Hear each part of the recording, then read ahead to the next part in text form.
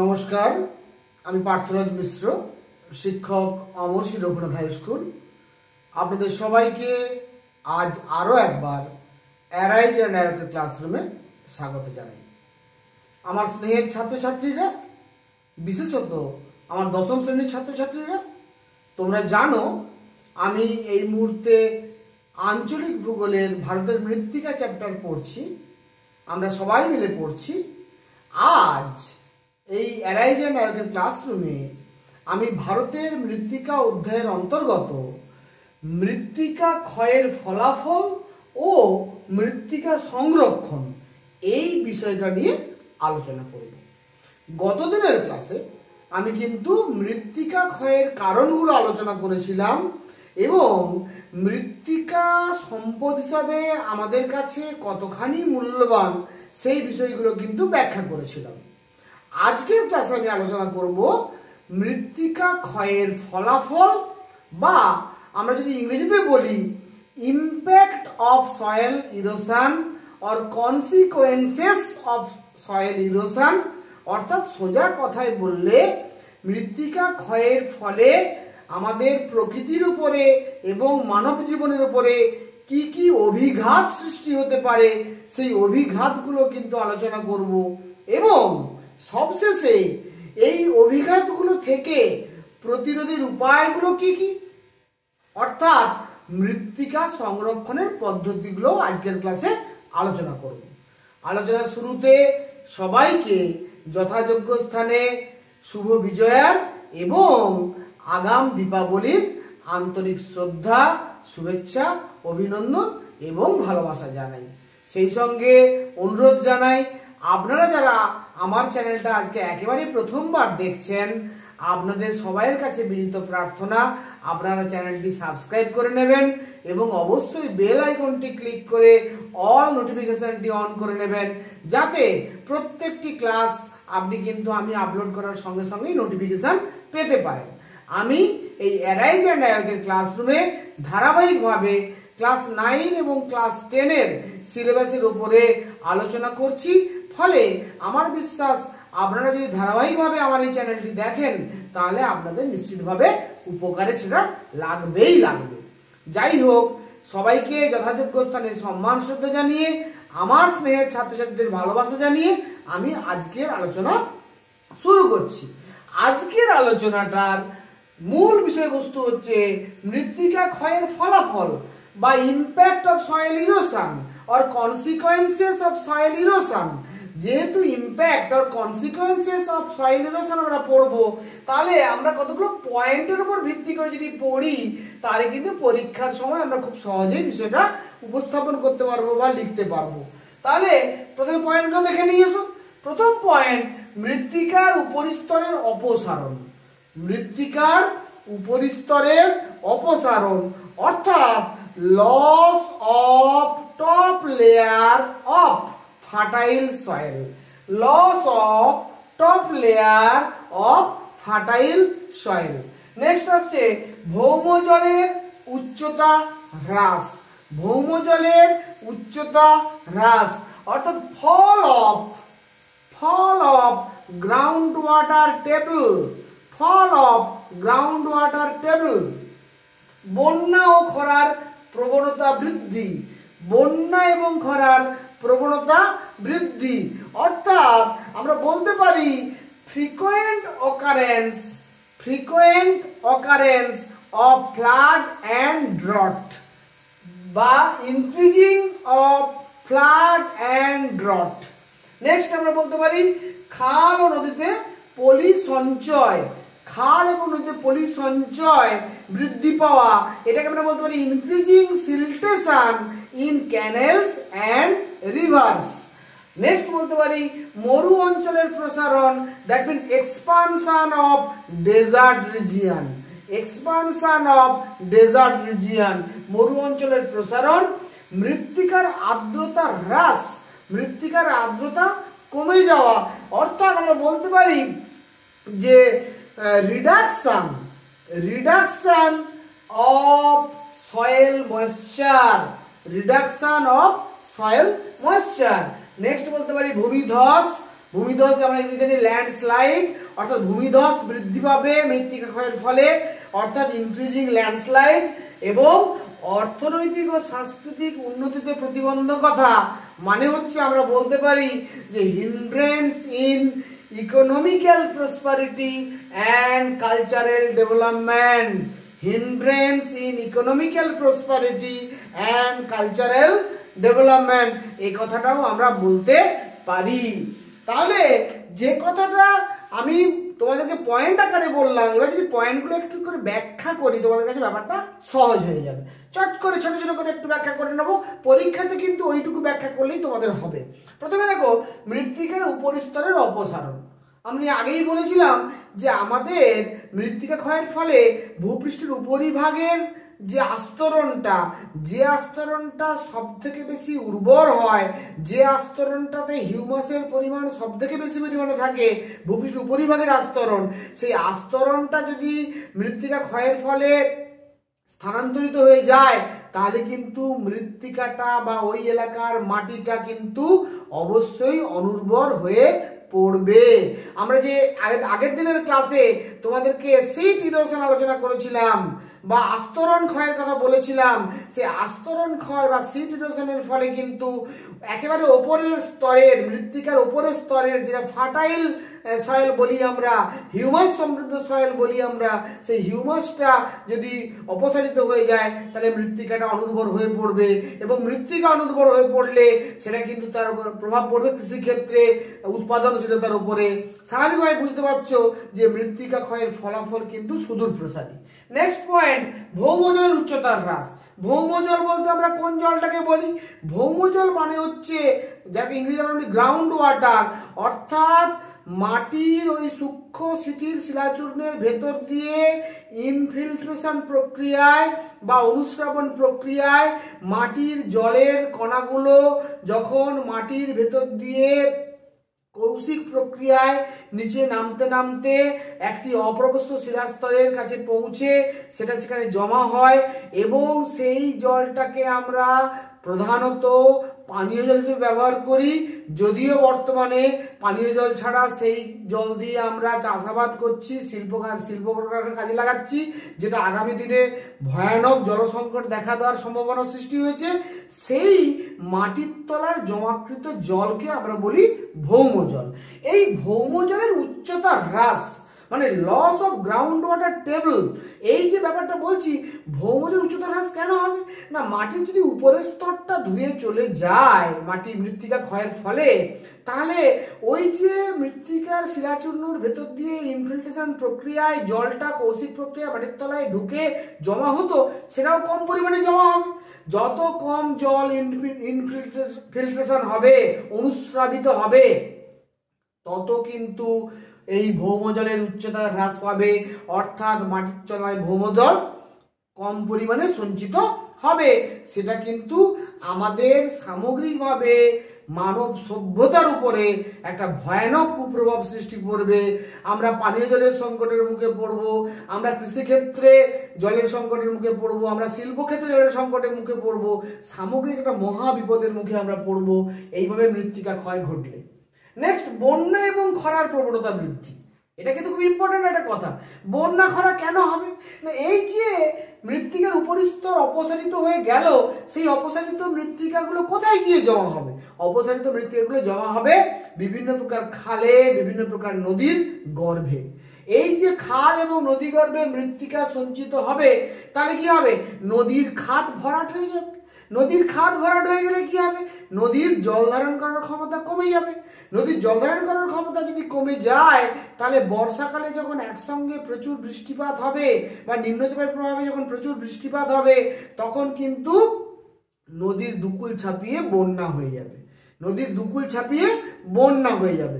এই যে নদীর দুকুল ছাপিয়ে বন্যা হয়ে যাবে, এই বন্যা হওয়ার পেছনেও কিন্তু পরোক্ষভাবে মৃত্তিকা ক্ষয় দায়ী, এবং মৃত্তিকা ক্ষয় হওয়ার পেছনে মানুষের ভূমিকা অপরিসীম। মানুষের অনিয়ন্ত্রিত কার্যাবলীর প্রভাবে কিন্তু মৃত্তিকা ক্ষয় ঘটছে, এবং তার ফলে বন্যার প্রকোপ বাড়ছে, তার কুফল মানুষের উপরে গিয়েই আবার পড়ছে। খরা বাড়বে কিভাবে? খরা বাড়বে এই যে বললাম, ভৌমজলের যদি উচ্চতা হ্রাস পায়, যদি মাটির আর্দ্রতা কমে যায়, তাহলে মাটির আর্দ্রতা যদি কমে যায় তাহলে মাটি ফেটে যাবে।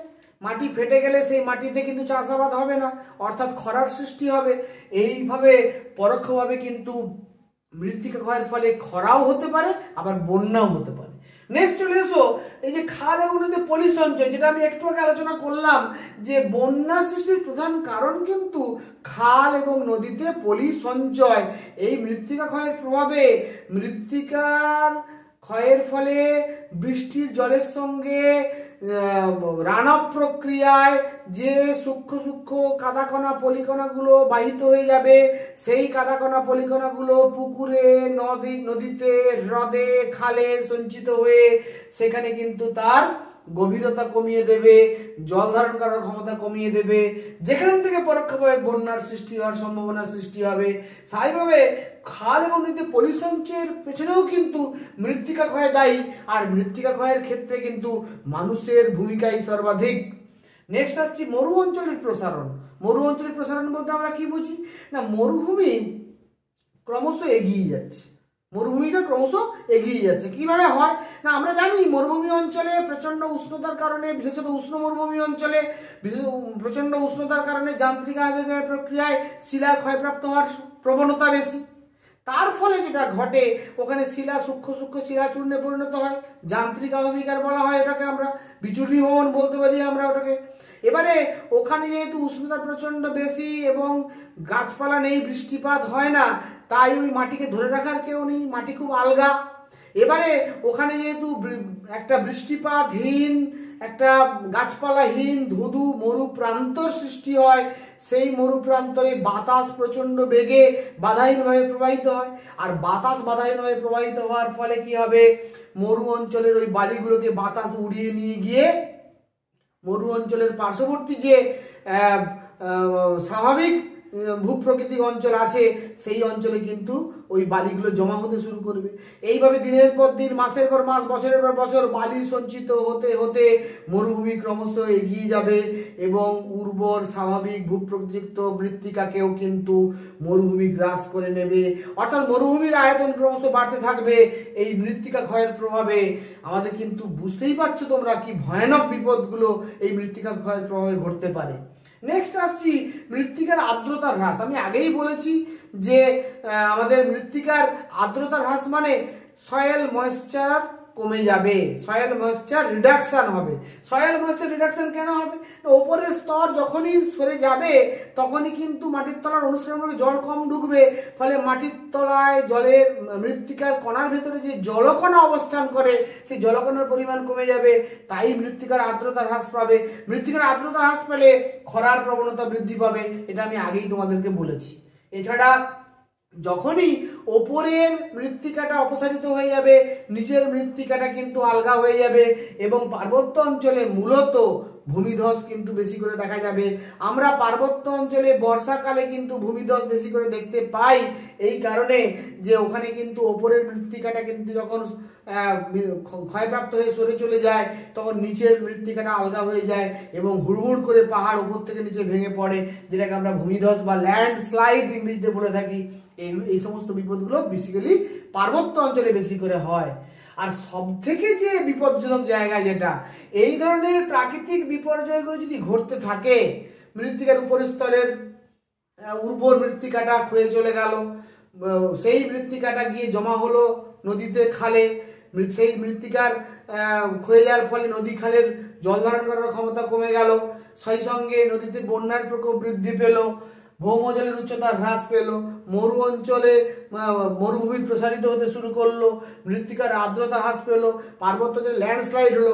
যা যা ঘটছে এর কুফলটা কি, সে পার্বত্য অঞ্চলেই হোক, মালভূমি অঞ্চলেই হোক, সমভূমি অঞ্চলেই হোক, কি হবে, মৃত্তিকার এই অবনমনের ফলে, ডিগ্রেডেশন অফ সয়েল, মৃত্তিকার এই অবনমনের ফলে, মৃত্তিকার এই ইরোশনের ফলে, ইরোশন অফ সয়েল, এটার ফলে যেটা ঘটবে সেটা হচ্ছে আমাদের কৃষি ক্ষেত্রে সবচেয়ে বেশি বড় প্রভাব পড়বে।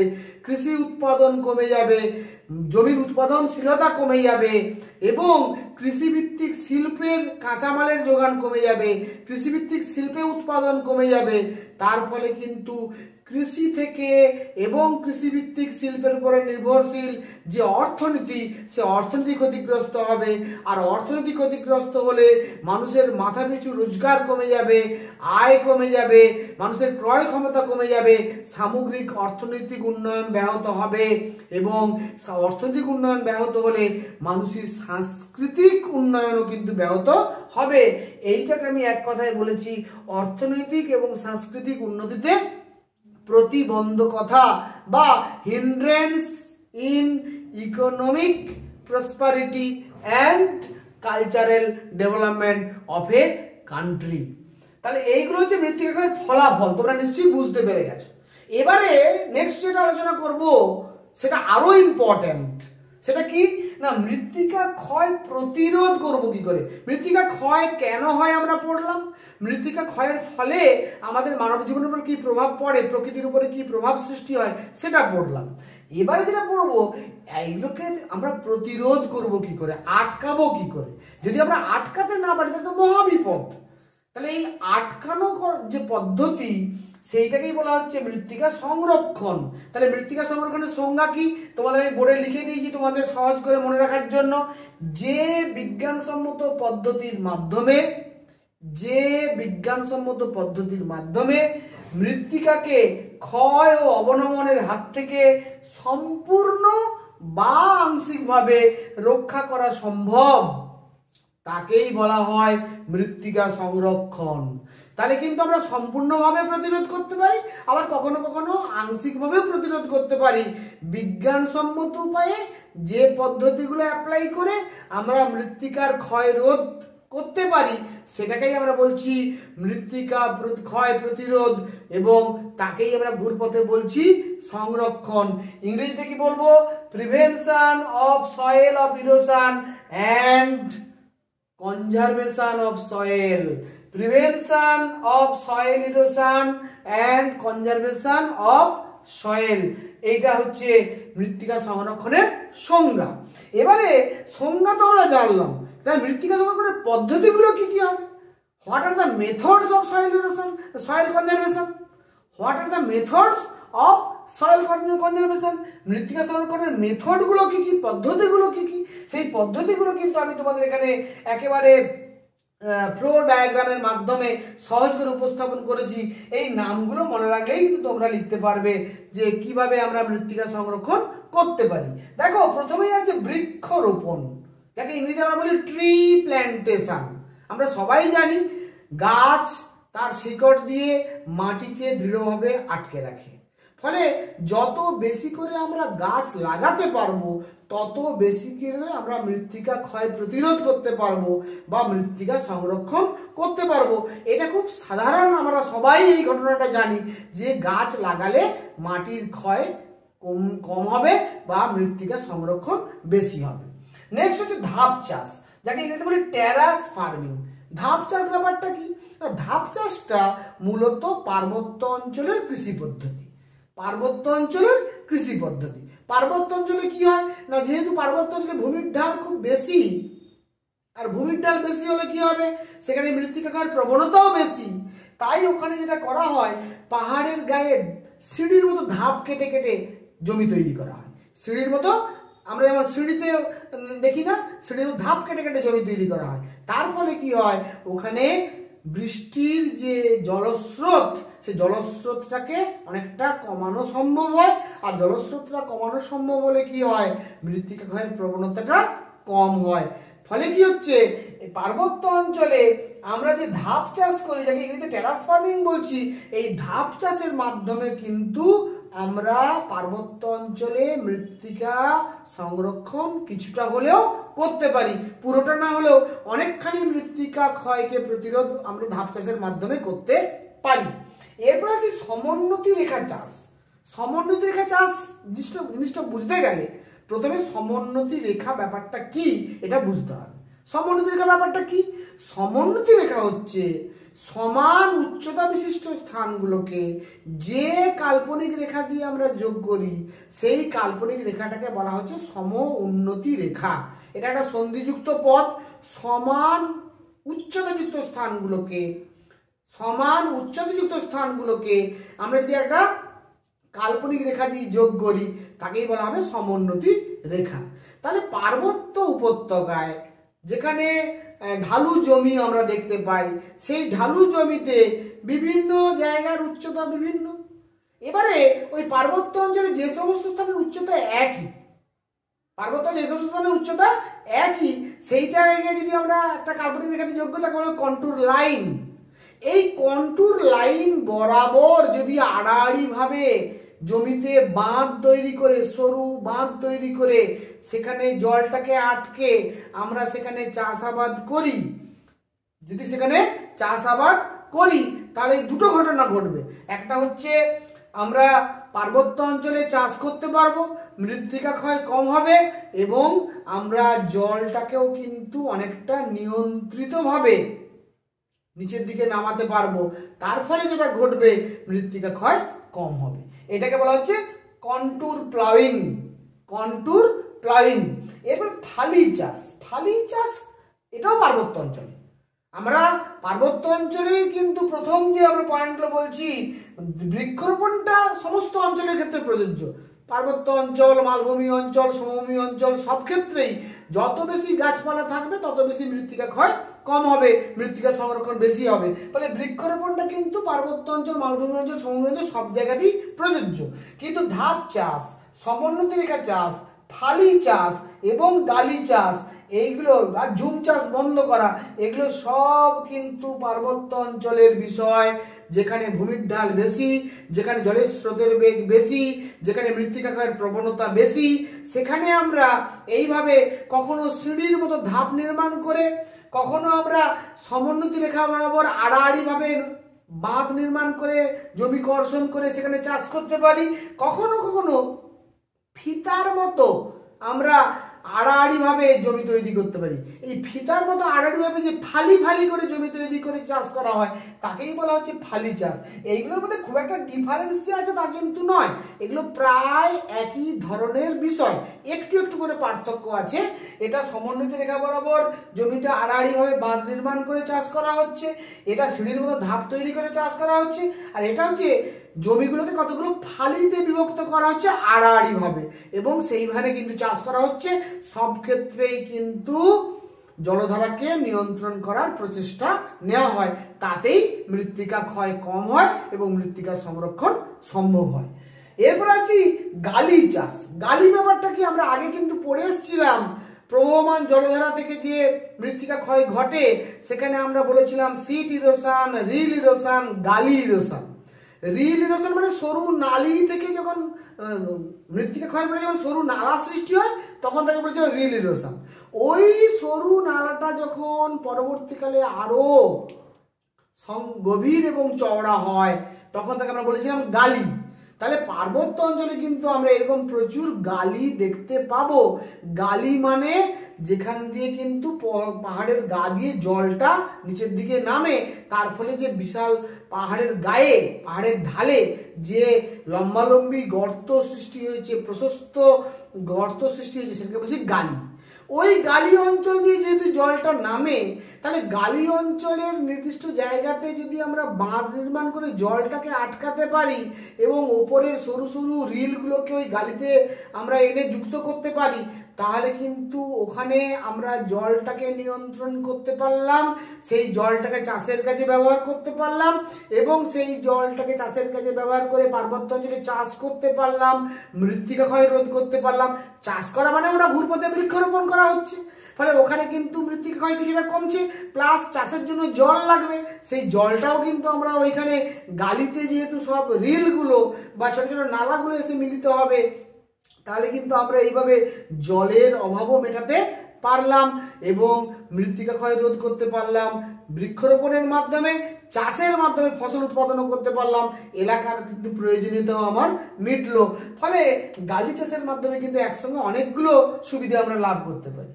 এরপরে যে ঝুম চাষ, ঝুম চাষটা হচ্ছে আমাদের গোটা পৃথিবীতেই এখনো পর্যন্ত যে সমস্ত আদিম মানুষ, যাযাবর সম্প্রদায়ের মানুষ, দরিদ্র সম্প্রদায়ের মানুষ যারা কিন্তু এখনো কোনো জমিতে স্থায়ীভাবে বসবাস করেন না, তারা প্রত্যেক বছর এক স্থান থেকে অন্য স্থানে স্থানান্তরিত হয়ে সেখানকার গাছপালা কেটে পুড়িয়ে সেখানে কিন্তু প্রাচীন অবৈজ্ঞানিক কৃষি পদ্ধতিতে যে চাষবাস করেন সেই চাষকে বলা হচ্ছে ঝুম চাষ। এই ঝুম চাষকে বিভিন্ন দেশে বিভিন্ন নামকরণ করা হয়। আমাদের উত্তর পূর্ব ভারতে মূলত একে ঝুম চাষ বলা হয়, ভারতবর্ষের উত্তর পূর্ব অংশে। তাই ঝুম চাষটা যত আমরা বন্ধ করতে পারবো তত কিন্তু আমাদের মৃত্তিকা ক্ষয় কম হবে। কেন না, ঝুম চাষ যখন করে ওই আদিম অধিবাসীরা, তাদের যেহেতু স্থায়ী কোনো বাসভূমি নেই, স্থায়ী কোনো জমি নেই, তারা খাদ্যের প্রয়োজনে যে এক স্থান থেকে কোনো স্থানে স্থানান্তরিত হয়ে গিয়ে চাষ করছে এবং সেখানকার গাছপালা কেটে ফেলছে, তাহলে বৃক্ষ ছেদন ঘটছে, তার ফলে একটা মৃত্তিকা ক্ষয়ের প্রবণতা বাড়ছে। তাহলে ঝুম চাষ বন্ধ করলে বৃক্ষচ্ছেদনও বন্ধ হবে, তাহলে সেখানে কিন্তু মৃত্তিকা কিছুটা সংরক্ষণ করা সম্ভব হবে। প্লাস ওই যে অবৈজ্ঞানিক প্রথায় আমরা চাষবাস করছে ওই সমস্ত মানুষগুলো, তাদের জীবিকার স্বার্থে, জীবিকা সত্তাভিত্তিক কৃষির জন্য, প্রাচীন স্থানান্তর কৃষির জন্য, তাতে কিন্তু তারা আমাদের মৃত্তিকা ক্ষয় বেশি হচ্ছে, বৃক্ষচ্ছেদন বেশি হচ্ছে। ফলে এটা বন্ধ করতে পারলে কিন্তু মৃত্তিকা ক্ষয়ের রোধ কিছুটা হলেও আটকানো সম্ভব হবে এবং ওই মানুষগুলো কিন্তু একটা সুস্থ সুন্দর স্বাভাবিক সভ্যতার জীবনে ফিরতে পারবে। তাই সরকারের উচিত এই সমস্ত আদিম অধিবাসীদের, যাযাবর অধিবাসীদের স্থায়ী বাসভূমির ব্যবস্থা করা, স্থায়ী কৃষিকার্যের জন্য প্রয়োজনীয় জমির পাট্টাদানের ব্যবস্থা করা, যাতে করে ঝুম চাষ বন্ধ হয় এবং তার মাধ্যমে আমরা ঘুরপথে প্রকৃতিকে বাঁচাতে পারবো, মৃত্তিকা ক্ষয় প্রতিরোধ করতে পারবো, মৃত্তিকা সংরক্ষণও করতে পারবো। নেক্সট হচ্ছে মালচিং। মালচিং একটা ভেরি ইম্পর্টেন্ট প্রক্রিয়া ভূমিক্ষয় রোধের বা হচ্ছে মৃত্তিকা সংরক্ষণের, ভূমিক্ষয় রোধের বা মৃত্তিকা সংরক্ষণের। আজকে আমি যখন তোমাদের ক্লাসটা করছি 4 নভেম্বর 2020, তোমরা জেনে রাখো 4 নভেম্বর দিনটা কিন্তু আমাদের কাছে ফসলের যে অবশিষ্টাংশ পোড়ানোর প্রতিরোধ দিবস। মানে আজকের দিনটা কিন্তু পালন করা হয় কিসের জন্য, যে ভারতবর্ষের বিভিন্ন প্রান্তে তথা পৃথিবীর বিভিন্ন প্রান্তে ফসল কেটে নেওয়ার পর সেই ফসলের যে অবশিষ্টাংশ, যেটাকে আমরা লাড়া বলি, সেই অবশিষ্টাংশ কিন্তু জমিতে যে পোড়ানো হয় তার ফলে জমির উর্বরতা শক্তি বৃদ্ধি পায় বলে মানুষের ধারণা, কিন্তু উর্বরতাও বৃদ্ধি পায় না, বরং ঘুরপথে প্রচণ্ড বায়ু দূষণ ঘটে। এর ফলে কিন্তু ভয়ানক ক্ষতির সৃষ্টি হয়। ফলে আজকের দিনটা কিন্তু ফসল কাটার পরে ফসলের অবশিষ্টাংশ না পোড়ানোর সচেতনতা বৃদ্ধির লক্ষ্যে তার প্রতিরোধ দিবস। এই যে বিষয়টা, এই যে ফসলের যে অবশিষ্টাংশ, ফসল কাটার পর তার যে অবশিষ্টাংশটা পড়ে থাকে, গাছের গোড়া অংশটা যেটাকে আমরা বলছি, ওটাকে যদি আমরা বিভিন্ন আধুনিক যন্ত্রপাতি ব্যবহার করে, আমরা হারভেস্টার ব্যবহার করে ওটাকে যদি আমরা মাটির সঙ্গে মিশিয়ে দিতে পারি, এবং মাটির সঙ্গে মিশিয়ে দিলে দুটো কাজ ঘটবে। একটা, মাটিতে জৈব পদার্থ বা হিউমাসের পরিমাণ বৃদ্ধি পাবে, অপরদিকে মাটির ক্ষয়ের প্রবণতাও কমে যাবে, মৃত্তিকা ক্ষয়কেও রোধ করা সম্ভব হবে। ফলে মালচিং হচ্ছে সেই প্রক্রিয়া, যেই প্রক্রিয়ার মাধ্যমে আমরা ফসলের গোড়ার অবশিষ্টাংশকে মাটির সঙ্গে মিশিয়ে মাটিতে হিউমাসকে বৃদ্ধি করতে পারি এবং মৃত্তিকা ক্ষয়কে রোধ করতে পারি। সেই প্রক্রিয়ার নাম হচ্ছে মালচিং। এবার যে শেল্টার বেল্ট, শেল্টার বেল্ট কি না, শেল্টার মানে আশ্রয় আর বেল্ট মানে বলয়। এই দুটো ইংরেজি টার্ম থেকে তুমি বুঝতে পারছো যে মরুভূমির পার্শ্ববর্তী অঞ্চলে যেখানে চাষাবাদ করা হয়, সেখানে মরুভূমি অঞ্চল থেকে বাতাসের দ্বারা বালি প্রবাহিত হয়ে এসে কিন্তু ওই অঞ্চলের ফসল তথা মৃত্তিকাকে ক্ষতিগ্রস্ত করতে পারে। ফলে ওই সমস্ত অঞ্চলে ফসলকে বাঁচানোর জন্য এবং মৃত্তিকাকে ক্ষয় থেকে রোধ করার জন্য, মরুভূমির প্রসারণ রোধ করার জন্য যদি আমরা জমির চারিদিকে উঁচু গাছের দেওয়াল তৈরি করি, গাছের দেওয়াল বৃক্ষরোপণের মাধ্যমে লম্বা লম্বা গাছ দিয়ে সারিবদ্ধভাবে গাছগুলোকে লাগিয়ে যদি আমরা শেল্টার তৈরি করতে পারি, তাহলে কিন্তু বায়ু প্রবাহের দ্বারা যে বালি সে বালিটা কিন্তু অগ্রসর হতে পারবে না এবং মৃত্তিকার ক্ষয় কম হবে, সেই সঙ্গে সঙ্গে মরুভূমির প্রসারণ রোধ হবে, সেই সঙ্গে সঙ্গে ফসলকেও আমরা বাঁচাতে পারবো। এই প্রক্রিয়াকে বলা হচ্ছে শেল্টার বেল্ট প্রক্রিয়া। এর মাধ্যমে আমরা মৃত্তিকার ক্ষয় রোধ করতে পারি মরুভূমি অঞ্চলের, আবার মরুভূমির প্রসারণ রোধ করতে পারি, ফসলকে বাঁচাতে পারি, মৃত্তিকা সংরক্ষণ করতে পারি। নেক্সট হচ্ছে নিয়ন্ত্রিত পশুচারণ। আমরা কি বলি ওটাকে? Control over গ্রাজিং। কন্ট্রোল ওভার গ্রাজিং বা নিয়ন্ত্রিত পশুচারণ মানে কি না, আমরা কিন্তু পশুচারণ করব না এমনটা নয়, বিজ্ঞানসম্মত পশুচারণ করব, নিয়ন্ত্রিত পশুচারণ করব, আমরা অবিজ্ঞানসম্মত পশুচারণ করব না। এটাকেই বলা হচ্ছে নিয়ন্ত্রিত পশুচারণ। অর্থাৎ পশুচারণের মাধ্যমে পশুদের খুরের দ্বারা এবং ওখানে তৃণভূমি খেয়ে ফেলার ফলে যে মৃত্তিকার উপরিস্তর যেটা ঘাস দ্বারা আচ্ছাদিত থাকে, ঘাস দ্বারা আচ্ছাদিত থাকলে কিন্তু তার ক্ষয় হওয়ার প্রবণতা কমে যায়। ঘাসটা যদি থাকে তাহলে কিন্তু আমরা কম মৃত্তিকা ক্ষয় ঘটবে। ফলে আমরা একই জমিতে বারবার প্রতিনিয়ত পশুকে নিয়ে গিয়ে চারণের কাজে লাগালে ওখানে কিন্তু মৃত্তিকা ক্ষয় ঘটতে বাধ্য। আমরা আজকে যেখানে পশুটাকে চড়ানোর জন্য নিয়ে গেলাম, কালকে আর সেখানে নিয়ে যাব না, অন্য জায়গায় নিয়ে যাব, যাতে করে ওইখানে আবার মৃত্তিকা ওপরে তৃণভূমি জন্মাতে পারে। তৃণভূমিকে কখনোই নষ্ট হতে দেওয়া যাবে না, সেটাকেই বলা হচ্ছে নিয়ন্ত্রিত পশুচারণ। এছাড়া নদী তীরবর্তী অঞ্চলে এবং সমুদ্র তীরবর্তী অঞ্চলে আমরা কংক্রিটের বাঁধ নির্মাণ করে কখনো কখনো নদীর পাড়ের ক্ষয় রোধ করি বা সমুদ্র পাড়ের ক্ষয় রোধ করি। তোমরা দীঘা বেড়াতে গেলে দেখবে দীঘাতে যেখানে সমুদ্র বেশি করে ক্ষয়প্রাপ্ত করছে, উপকূলের দিকে ঢুকে আসছে, সেখানে কিন্তু কংক্রিটের বাঁধ নির্মাণ করা হয়েছে বা বিভিন্ন জায়গায় ড্যাম যেখানে যেখানে তৈরি করা হয়েছে, সেই ড্যাম বা জলাধার তৈরির কাছে কিন্তু আমরা নদীর তীরবর্তী অঞ্চলে কংক্রিটের বাঁধ নির্মাণ করেও সেখানে আমরা মৃত্তিকা ক্ষয় রোধ করার চেষ্টা করি, জলকে ধরে রাখার চেষ্টা করি। এইভাবে নদী এবং সমুদ্রে বাঁধ বা ড্যাম কনস্ট্রাকশনের মাধ্যমে আমরা মৃত্তিকা ক্ষয় কমাতে পারি। আর লাস্ট পয়েন্ট হচ্ছে শস্যাবর্তন, ইংরেজিতে বলে ক্রপ রোটেশন। শস্যাবর্তন কি না, একই জমিতে প্রত্যেক বছর একই ফসল বারবার না ফলিয়ে আমরা কি করি, আমাদের এলাকাতে আমরা এখনো পর্যন্ত যেটা করি, একই জমিতে একই ফসল প্রত্যেক বছর ফলে। বছরে যদি দুবার চাষ করি দুবার একই ফসল ফলে, তিনবার চাষ করি তিনবার একই ফসল ফলে। এর ফলে কি হচ্ছে, ওখানে মৃত্তিকার উর্বরতা শক্তি কমে যাচ্ছে, মৃত্তিকাটা ক্রমশ ডিগ্রেডেড হয়ে যাচ্ছে। আমরা সেখানে কি করতে পারি, যে আমরা বছরের বিভিন্ন ঋতুতে যদি বিভিন্ন ফসল ফলাই, যদি বহু ফসলি জমি হয়, তাহলে কিন্তু আমরা ফসলটা চেঞ্জ করে দেবো। আমি যদি প্রথমে ধান চাষ করি, তারপরের বার কিন্তু আমি ডাল বা তৈলবীজ চাষ করব, তারপরের বার আমি মটরশুঁটির মতো যেগুলো আমরা বলতে পারি রাইজোবিয়াম নামক জীবাণু যে সমস্ত গাছের গোড়ায় বাস করে, যারা সরাসরি বায়ুমণ্ডল থেকে নাইট্রোজেন সংগ্রহ করতে পারে, সেই ধরনের আমরা চাষ করতে পারি। মটরের ছোলা এই ধরনের চাষ করলে কি হবে, তারাই আবার মাটির উর্বরতা শক্তি ফিরিয়ে দেবে।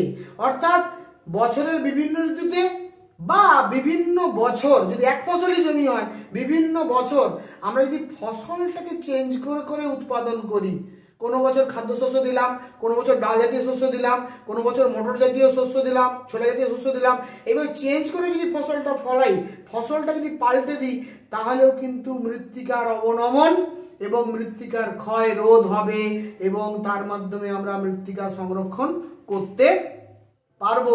এটা কিন্তু খুব ইম্পর্টেন্ট একটা প্রক্রিয়া, ক্রপ রোটেশন আমরা বলি। এইভাবে আমরা বৃক্ষরোপণ, ধাপ চাষ, সমোন্নতি রেখা চাষ, ফালি চাষ, গালি চাষ, ঝুম চাষ বন্ধ করা, মালচিং প্রক্রিয়া, শেল্টার বেল্ট প্রক্রিয়া, নিয়ন্ত্রিত পশুচারণ, নদী এবং সমুদ্রে বাঁধ নির্মাণ এবং শস্যাবর্তন প্রক্রিয়ার মাধ্যমে আমরা ভূমিক্ষয় নিবারণ করতে পারি বা মৃত্তিকা সংরক্ষণ করতে পারি। স্নেহের ছাত্রছাত্রীরা, আমি কিন্তু তোমাদের এতক্ষণ ধরে ব্যাখ্যা করে বললাম বলে ভিডিওটা অনেকটা বড় হয়ে গেল, বাট তোমরা কিন্তু হেডেক নিও না, তোমরা ভিডিওটা মন দিয়ে পুরোটা দেখবে এবং তোমরা কিন্তু আমার বোর্ডের এই যে পয়েন্টগুলো, এই পয়েন্টগুলোকে খাতায় নোট করে নেবে। আমি কিন্তু তোমাদের এই বোর্ডের একটা ছবি অবশ্যই গুগল ড্রাইভে আপলোড করে দেবো এবং সেটা ডেসক্রিপশন বক্সে এবং কমেন্ট বক্সে আমি দিয়ে দেবো। তোমরা ওই গুগল ড্রাইভ যে লিঙ্কটা, ওই লিঙ্কটা টাচ করলে তোমরা কিন্তু এই বোর্ডের ছবিটা পেয়ে যাবে। এই বোর্ডের ছবিটা তোমরা খাতায় নোট ডাউন করে নেবে। এই পয়েন্টগুলো মনে রাখলেই আর একবার ভিডিওটা মন দিয়ে দেখলেই পুরো বিষয়টা বুঝে যাবে। আর পয়েন্টগুলো মনে রাখলেই পরীক্ষাতে নিজের ভাষায় লিখতে পারবে, কোথাও কোনো সমস্যা হবে না। তাহলে স্নেহের ছাত্রছাত্রীরা, তোমাদের সবাইকে আমার তরফ থেকে যথাযোগ্য স্থানে ভালোবাসা জানিয়ে সমস্ত সম্মানীয় দর্শক মণ্ডলীকে শ্রদ্ধা, শুভেচ্ছা, অভিনন্দন জানিয়ে আজকের ক্লাস আমি এখানেই শেষ করছি। আরেকবার অনুরোধ করব, আপনারা যারা এখনো চ্যানেলটি সাবস্ক্রাইব করেননি অবশ্যই চ্যানেলটি সাবস্ক্রাইব করে নেবেন। শুভরাত্রি।